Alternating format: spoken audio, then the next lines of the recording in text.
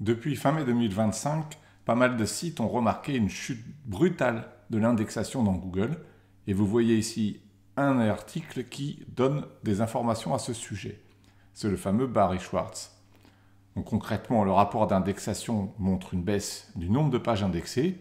Et si on va un peu plus bas, après tous les exemples où effectivement on voit la courbe des indexations qui baisse, eh bien, John Mueller de Google a confirmé qu'il ne s'agit pas d'un bug de leur part.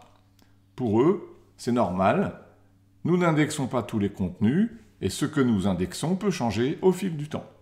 Il a aussi précisé que tout ça n'est pas lié à une core update. Alors, je vais vous détailler ce qu'il faut faire. Premièrement, pour savoir si vous êtes concerné ou pas.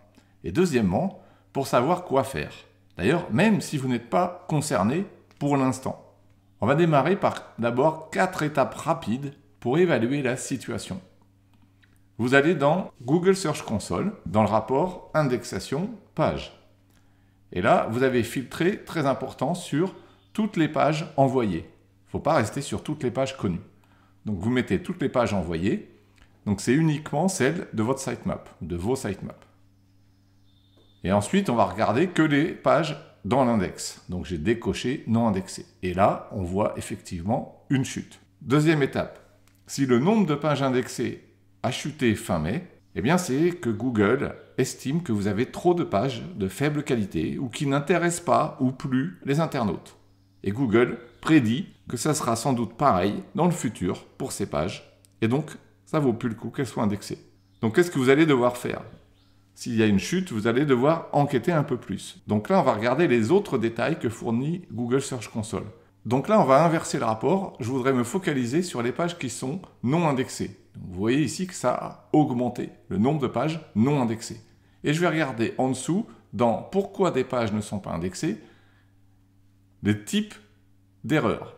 Je peux d'ailleurs trier par nombre de pages pour voir lesquelles sont les plus importantes. Et grâce à la tendance, vous voyez ce qui a augmenté.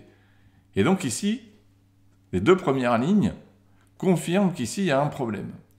Regardez là, l'augmentation des pages explorées non indexées, très forte depuis fin mai. Donc, les pages explorées actuellement non indexées, c'est quoi? Eh bien, même après avoir crawlé la page, Google considère qu'elle ne mérite pas ou plus d'être indexée. C'est pas très bon signe en général. Et vous pouvez voir aussi que ça peut concerner les pages détectées non indexées. Voilà, donc par contre ici on voit que ça n'a pas vraiment augmenté, au contraire ça a même légèrement baissé. Ces pages-là, détectées non indexées, c'est quoi?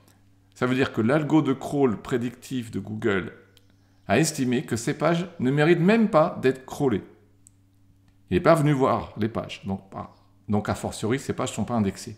D'après mon expérience, ça arrive quand le site a trop de pages qui sont de faible qualité et d'un même type de page. Alors comment on va savoir pourquoi Google estime que la qualité globale des pages sur le site est devenue trop faible et au point que certaines pages sont désormais désindexées?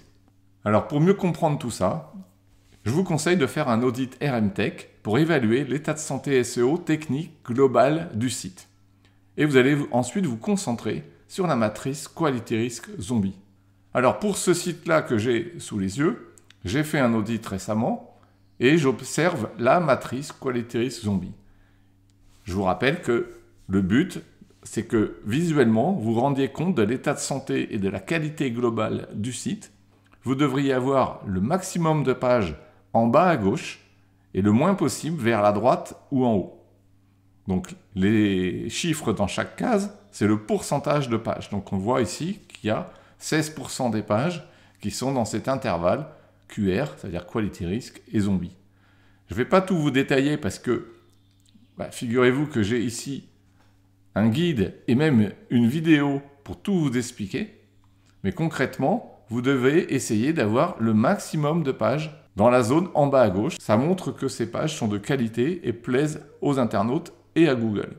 Pour avoir cette matrice, c'est pas très compliqué.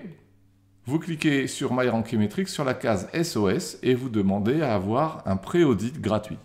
Vous aurez ainsi la tête de votre matrice pour le site de votre choix. Donc si vous voyez que comme ici, il y a la majorité des pages qui sont plutôt vers le haut à droite et très très peu en bas à gauche, alors il y a un problème, le site est en risque et soit vous avez déjà une baisse d'indexation, soit ça pourrait arriver. Donc comment on va faire ensuite? Eh bien, on a un autre outil dans MyRankingMetrics qui s'appelle RM Console. Vous voyez, dans Outils, il y a RM Console. Et là, cet outil, il va vous suggérer des optimisations à faire. Cet outil RM Console utilise deux sources de données incontournables. Évidemment, celle de Google Search Console, on est relié à votre compte Search Console, mais aussi les données issues d'un audit technique pour décortiquer tout ce qui se passe sur les pages, à quel point elles sont optimisées, comment est fait le maillage interne, etc. Alors avec l'IA qui est incluse dans l'outil RM Console et un accompagnement par un expert SEO, RM Console va vous permettre de travailler sous deux angles. Les deux sont majeurs et c'est ce que je vous conseille franchement de faire.